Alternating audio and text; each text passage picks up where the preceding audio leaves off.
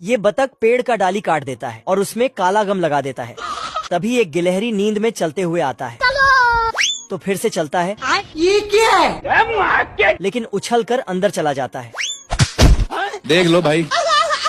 गिलहरी दूसरे गिलहरी को खींच के उठाता है पर इसके हाथ में गम लटक जाता है। अब देख तू। लेकिन जब गम को छुड़ाने की कोशिश करता है तब उल्टा और ही चिपक जाता है तो इसको इसी तरह खींच कर बाहर ले जाता है। लेकिन तभी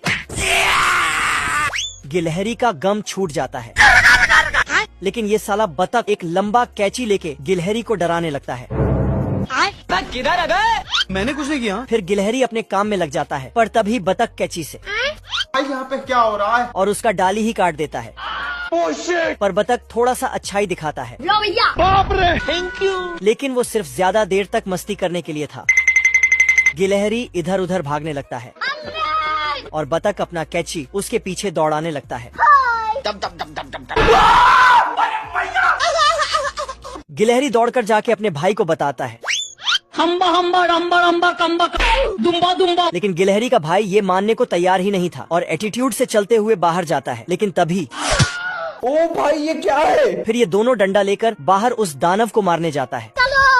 चल रुक जा। आजा आजा आजा। पर दानव मतलब कैंची इसके पीछे ही रह जाता है। साला दूसरे गिलहरी के परछाई को दानव समझकर मारने लगता है लेकिन कैंची पीछे से। और फिर गिलहरी मैंने कुछ नहीं किया। तभी इसका भी काट देता है डंडा। बाप रे। कैंची को देखकर दोनों भाग जाता है। फिर कैंची इनका अखरोट चुराने लगता है जिससे गिलहरियों को शक होता है।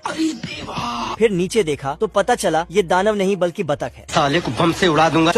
फिर ये दोनों मिलके एक पत्थर को कैंची में पकड़ा दिया तो बतख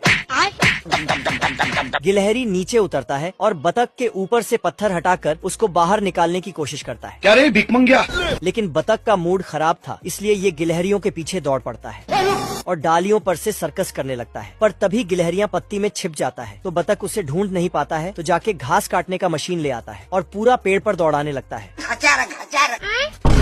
तो गिलहरियों ने एक गजब का दिमाग लगाया। बतख को बेवकूफ बनाकर बिजली के तार की तरफ भेज दिया। तभी बतख को होश आया। लेकिन तब तक बाय बाय। ये बतख अखरोट का रस निकाल के बोतल में भरकर बेचता है और अखरोट खत्म होने पर पास के पेड़ में छेद करके गिलहरियों का अखरोट चोरी कर लेता है। तो दोनों गिलहरी नीचे गिर पड़ता है। कौन है बे? फिर ये दोनों फटाफट बिखरे हुए अखरोट को इकट्ठा करने लगता है। लेकिन तभी एक गिलहरी ने कुछ बड़ा देखा जो कि एक बड़ा सा अखरोट था तो ये वहीं टपक जाता है। फिर दोनों इस बड़े से अखरोट को खाने के लिए योजना बनाने लगता है पर ये अखरोट हिलने का